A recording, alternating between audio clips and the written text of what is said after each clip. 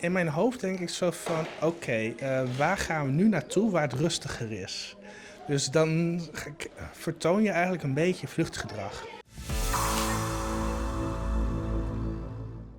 Je zal er maar last van hebben. Prikkels die op je afkomen, zeker tijdens een dagje uit. Als je dan in zo'n hal binnenkomt, heb je eigenlijk van alle kanten prikkels. Van geluid, van mensen, licht, nieuwe omgeving. Ja, want ik hoorde achter me ook iets vallen bijvoorbeeld. Merk je dat meteen? Ja, ja, het is dat. Maar ook de mensen om je heen. Er is op dit moment een schoolklas aanwezig. Nou, dat geeft natuurlijk een bepaalde geluidsproductie. Dus ja, dat komt allemaal tegelijkertijd binnen. Romano heeft een missie. En vandaag is hij op bezoek bij Museum Het Warenhuis in Axel. Wij bezoeken eigenlijk verschillende vrije tijdslocaties om in kaart te brengen wat voor prikkels er aanwezig zijn. Zodat mensen die autisme hebben of een andere oorzaak van prikkelgevoeligheid op die manier beter erop uit kunnen trekken en weten wat voor prikkels ze kunnen verwachten. Dit is bijvoorbeeld heel specifiek dat spotje. Die komt eigenlijk op het moment dat ik de hoek binnenkom en ga oriënteren al direct van wat nu? Het komt heel hard binnen eigenlijk. Het schijnt bijna recht in je gezicht. Ja, in feite wel.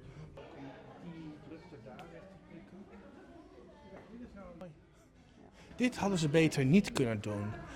En ik ga je eerst gewoon zelf even vragen van wat valt je op? Het glas dat spiegelt en die lampen die spiegelen. Precies, dat maakt dus automatisch dat je zo afgeleid wordt door de lichtprikkel. Hier zijn gewoon wel echt wel slimmere methoden voor om objecten uit te lichten. Alle prikkels worden in kaart gebracht en online gezet. We maken ook nog specifieker welke prikkels er zijn. En die publiceren we op www.uitmetautisme.nl.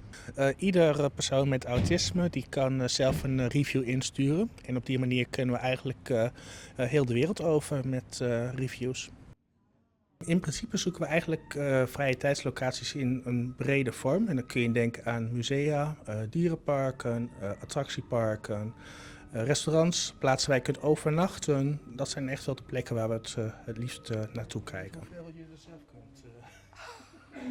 Zoals ik beneden zei, je kunt dus ook lichtspotjes aan de bovenkant doen. En dat heeft deze vitrine wel heel duidelijk. Je heeft echt de spotjes aan de binnenkant zitten, waardoor je eigenlijk geen reflectie meer hebt van het glas. Maar nu, hoe beoordeelt Romano Museum Het Warenhuis in Axel? Hoeveel komma's mag ik gebruiken? Ja, dat geeft ook weer te veel prikkels, denk ik, of niet?